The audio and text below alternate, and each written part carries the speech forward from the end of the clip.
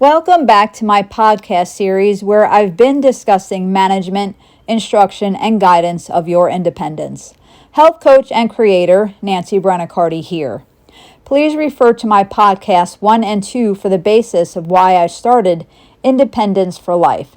Today is lesson number 14, Essential Minerals. So that's what I'm going to talk about today. Some of them would be iron, copper, iodine, magnesium, chromium, zinc, and calcium. These can't be produced in the body, so we must get them from our diet. They are vital for structural integrity, which is what we can and cannot do. Also, metabolic processes, which is the network of life-sustaining chemical reactions, and over physiological balance, which is the ability to stay upright and adapt to stress. So we have two. We have macro minerals, and then we have trace minerals. I'm going to go over them to let you know what they are, what they do, and where we can find them. Your macro minerals we need in large quantities, typically over 100 milligrams a day. And they would be calcium, phosphorus, magnesium, sodium, potassium, chloride, and sulfur. And basically, it's for bone health, fluid balance, and muscle function. Then you have your trace minerals, which we need in smaller amounts, typically less than 100 milligrams a day. And they would be iron, zinc, copper, selenium, iodine, manganese, fluoride, chromium, and molybdenum. And basically it's for enzyme activation, hormone production, and antioxidant defense. So they all have their own functions, and which are diverse and specific. Okay, so like I said, I'm going to give you each one, go over basically what they do and where we can find them, just so you understand the importance of what they're doing in case you see something within your own self that maybe I'm not getting enough of this, maybe I'm not getting enough of that. First one I'm going to talk about is iron. It's your oxygen transport. Carries oxygen from the lungs to tissues throughout the body and stores oxygen in muscles for use during exertion. Also, energy production and helps break down carbs, fats, and protein to generate energy. And immune function to activate inflammatory pathways and fight infections effectively. Also helps with cognitive development, performance, and motor skills, and rapid signal transmissions in the nervous system. Without it, or maybe not enough, you have iron deficiency anemia, which causes fatigue, weakness, and impaired oxygen transports. So I have been battling that for a very long time. Currently, I am not anemic, but it's something that I have to pay attention to. Your sources, so there are two sources. Heme, and that's spelled Heme. That's your animal-based iron source. Then you have non-heme, which is plant-based. So your heme, your body's going to absorb it and recognize it better than your non-heme. Okay, so just understand those two sources. So your sources of heme would be red meat, poultry, seafood, and eggs. Your non-heme would be legumes, which would be lentils, chickpeas, beans, and peas. Then you have nuts and seeds, which are pumpkin seeds, cashews, and almonds. Then we have vegetables, which would be spinach, kale, broccoli, dark leafy greens. It's also in fortified cereals and grains, and dried fruit, which would be apricots, raisins, and prunes. So if you're going to go with a non-heme source, pair that with vitamin C foods to vitamin C foods. That sounded funny when I said it fast. To enhance absorption while avoiding coffee, tea, and high calcium foods, which can reduce the iron absorption. So example, with any type of iron source, if you're going to have a hamburger, skip the cheese or skip the soda because of the caffeine, right? You don't have to do that all the time, but if you're feeling especially low on iron, just be aware of, if you're going to have heme, I would say either source, pair that with something that has vitamin C, and avoid things high in calcium, your coffee, your tea, things high in caffeine. So just make those choices for yourself for what you're feeling that you need. Next one is copper, which is enzyme functions for vital biochemical reactions. Helps with your iron metabolism and blood health, which is essential for the production of hemoglobin. So you can see that iron and copper, they kind of go together, okay? So if you're feeling like your iron is low, maybe you want to also pair that with something with copper. And if you looked at the sources for iron, chickpeas was on the list. Chickpea is a great copper source. So keep that in mind. So iron and copper kind of work together. Copper is also good for immune health, supports the development and activity of white blood cells to help fight infections. Also for neurological functions like your brain signaling, cognitive functions, and memory. Also helps with bone and tissue development, collagen and elastin formation, strong bones, connective tissues, and wound healing. How about your heart health? It reduces oxidative stress and may lower the risk of cardiovascular disease. And when we don't get enough of it, we kind of feel like we did with the iron deficiency anemia. So you feel weak, you feel tired. You may even have anemia. You can maybe experiencing frequent infections, neurological issues, maybe weak bones.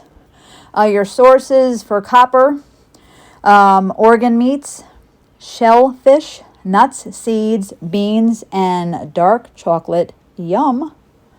Next one is iodine, which supports thyroid function, metabolism, energy production, growth, and brain development.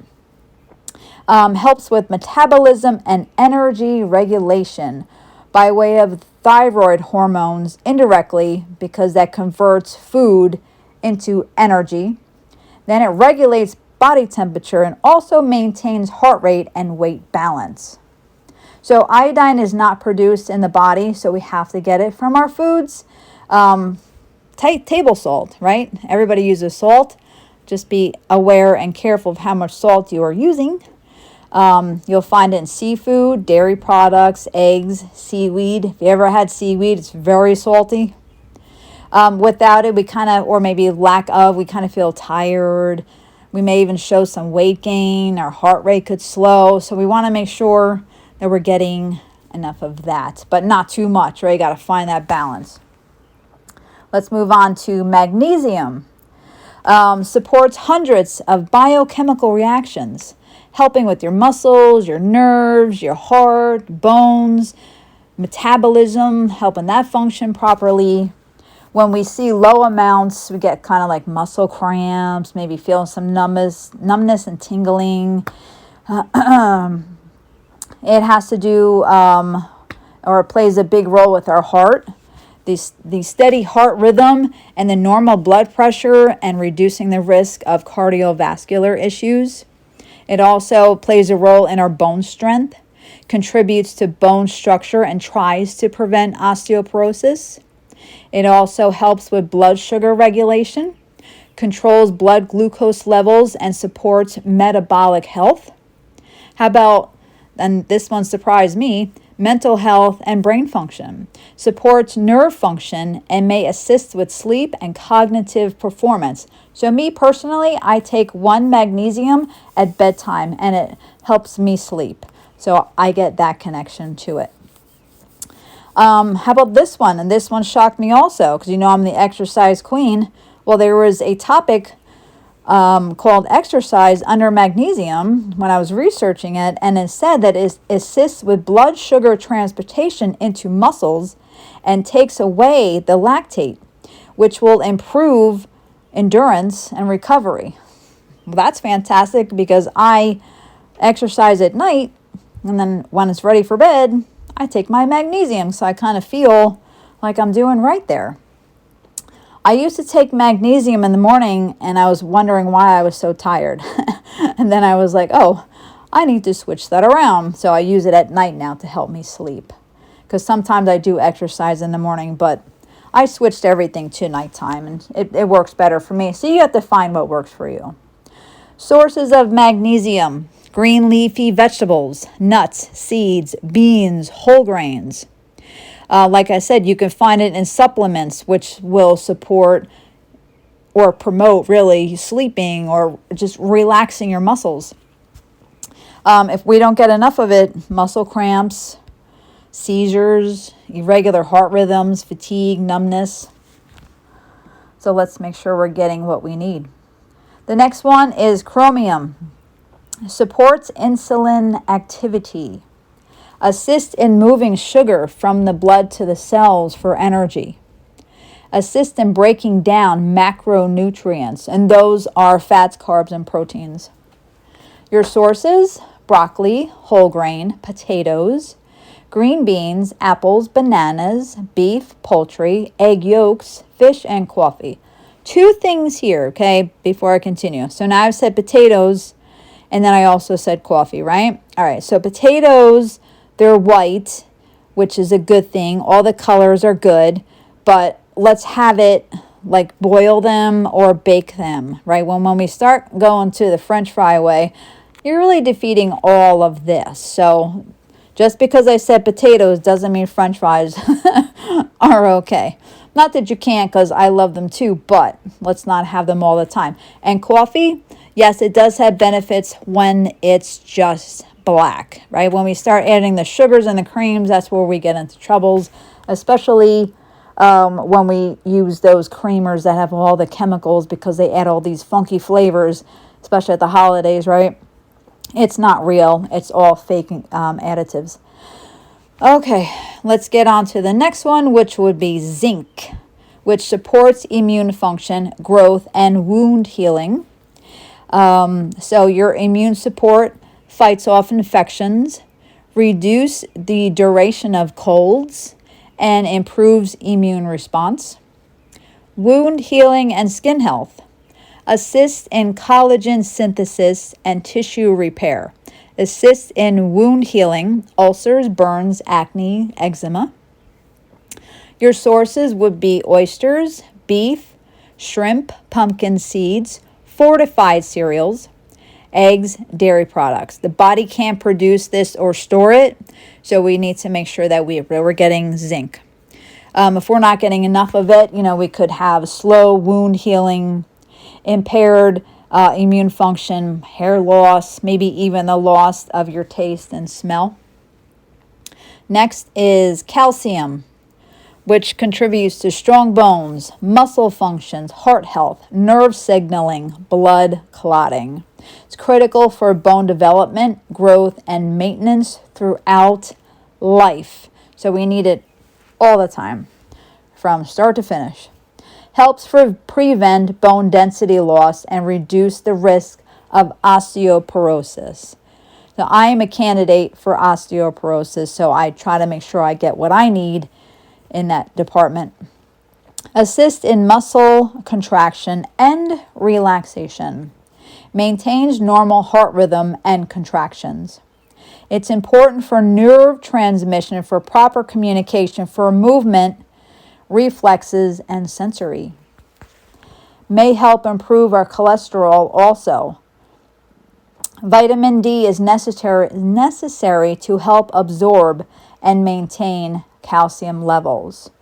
So if you're having calcium, not a bad idea to pair it with something with vitamin D.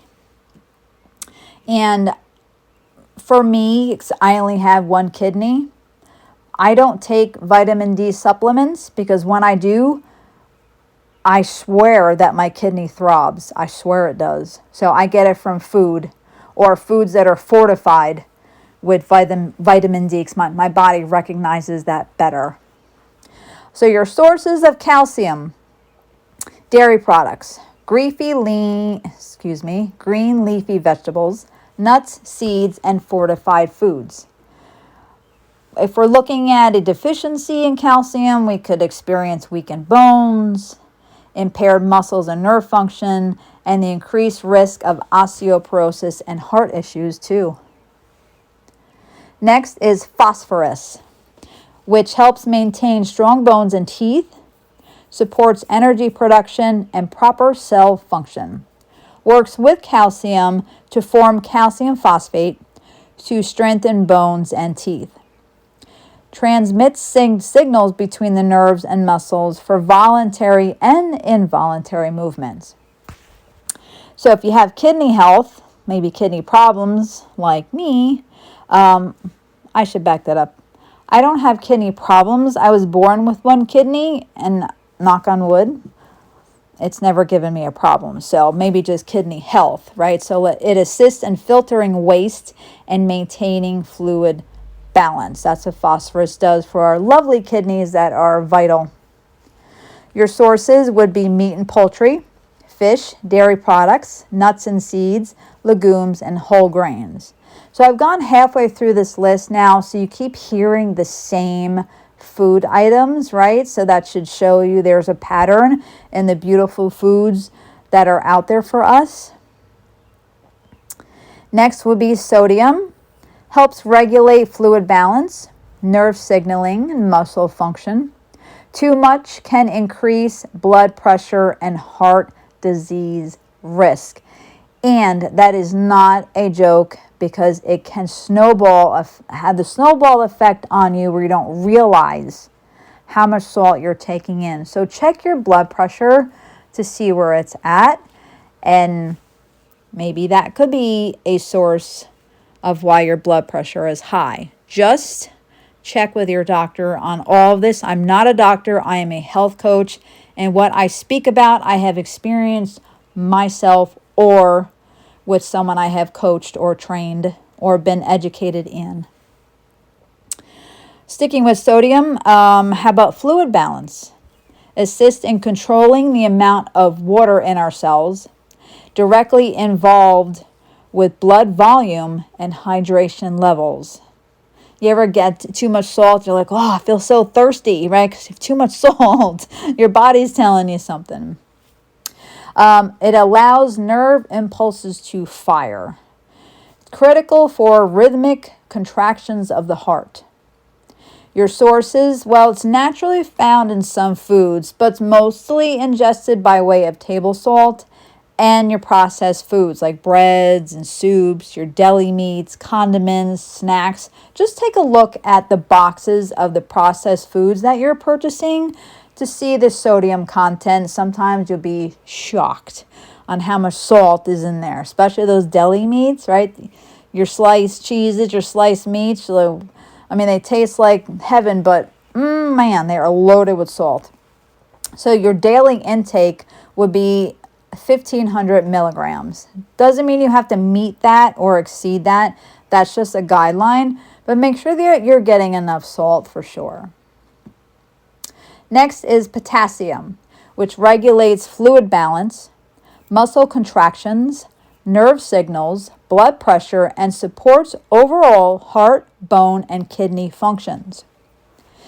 Low potassium, you may feel, muscle weakness, cramps, or maybe even an irregular heartbeat. It helps counteract sodium by excretion of excess through urine, which may help lower blood pressure and reduce the risk of stroke, heart attack, and things like that. So too much salt, maybe you want to pick up the potassium. They also seem to work together. Your sources, again, this one is not produced in the body like some of the other ones, so we need to get it from food like bananas, potatoes with the skin, which is my favorite, love the skin, beans, avocados, beet greens, and Swiss chards. When we're not getting enough of that, just like the sodium, you kind of feel weak in your muscles, or just maybe just tired. You got cramping going, irregular heart rhythms, things like that. Next is chloride, and it works along with sodium and potassium to balance fluids and control movement of water and nutrients for maintaining blood pressure and hydration. So you see a lot of these kind of go together and work together because we do need them all. It also breaks down food, and it's also great at killing harmful bacteria. So your sources would be, well, this one also, like sodium, is naturally found in many foods, but again, like sodium, your table salt, same type of thing. But this one, they're saying 2,300 milligrams a day. But it's also found in meat and seafood and processed foods. Next is sulfur, which builds and maintains healthy proteins, supports detoxification, and contributes to skin, hair, and nail and joint health. Your sources are meat, poultry, fish, eggs, dairy, legumes, nuts, seeds, onions, broccoli. Next is selenium, which supports thyroid function. It's a powerful antioxidant. It increases immunity and contributes to brain health. Sources are Brazil nuts, seafood, lean meats, eggs, whole grains, and seeds. Next, we have manganese, which supports bone health, metabolism, antioxidant defense, brain function, and blood clotting.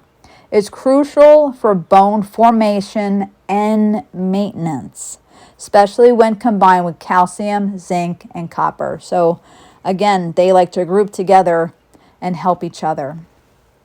It converts nutrients into energy. That sounds pretty amazing to me. It neutralizes free radicals and helps against infections and inflammation.